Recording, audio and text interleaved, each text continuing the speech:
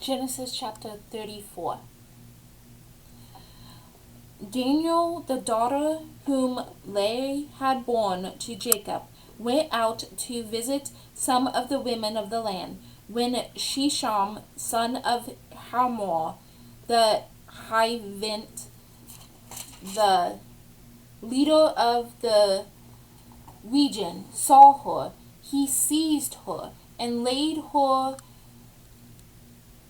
with her by force. He was strongly attracted to Dinah, daughter of Jacob, and was in love with the young woman. So he spoke affectionately to her.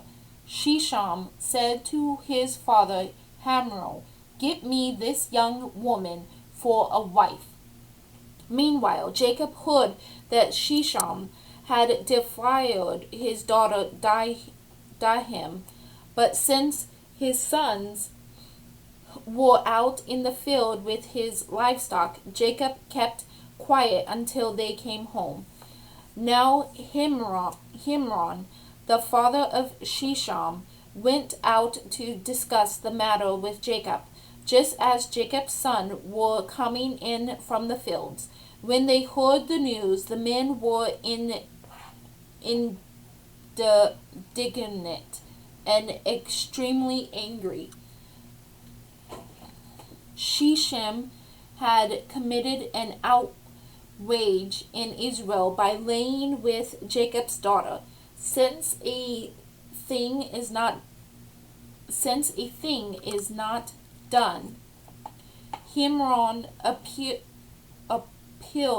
to them, saying, "My son Shimon has his heart set on your daughter. Please give her to him as a wife. Intermarry with us. Give your daughters to us, and take our daughters for yourselves. Thus you can live among us. The land is open before you. Settle and move about freely in it and acquire holding here." Then Shisham appeared to Dinah's father and brothers. "Do me this favor, and whatever you ask for me, I will give, no matter how high you set the bridal price and gifts. I will give you whatever you ask for me. Only give me the young women as a wife." Jacob's son replied to Shisham and his father Hamor with glare, speaking as they did because he had defiled their sister Dinah. Oh, my nose is itchy. They said to them, "We are not able to do this thing, to give our sister to an uncircumcised man, for that would be a disgrace to us. Only on this condition will we agree to that you become like us by having every male among you circumcised. Then he will give you our daughters and take your daughters in marriage. We will settle among you and become one people.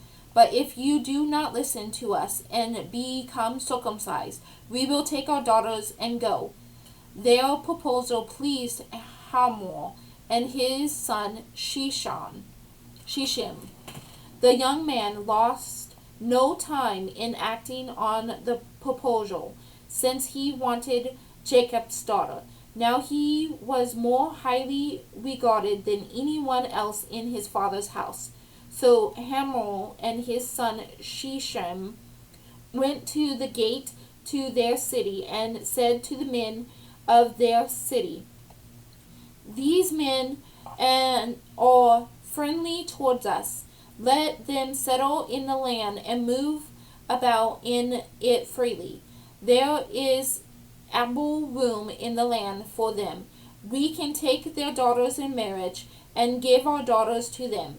But only on this condition will the men agree to live with us and form one people with us, that every male among us be circumcised, as they themselves are? Would not their livestock, their property, and all their animals be ours? Let us just agree with them, so that they will settle among us. All who want out of the gate of this all who went out of the gate of the city listened to Hamor and his son Sheshem, and all those who went out the gate of the city were circumcised.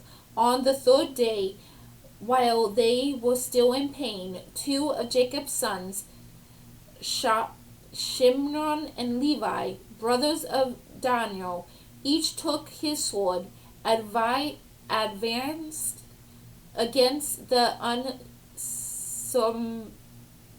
unsuspecting city, and massacred all the men. After they had killed Hamor and his son Sheshem with the swords, they took Daniel, him from Sheshem's house, and left. Then the other sons of Jacob followed up the slain and struck the city before their sisters had been deflowered. They took their sheep, cattle, and donkeys, whatever was in the city and in the surrounding countries. They carried off all their wealth, their children and their women, and looted whatever was in the house. Jacob said to Simon and Levi, "You have brought trouble upon me by making me repugnant to the inhabitants of this land, the Canaanites and the Perizzites. I have so few men that if these people unite against me and attack me, I and my household will be wiped out." But they retorted, "Should our sisters be treated like a prostitute?" End of chapter 34.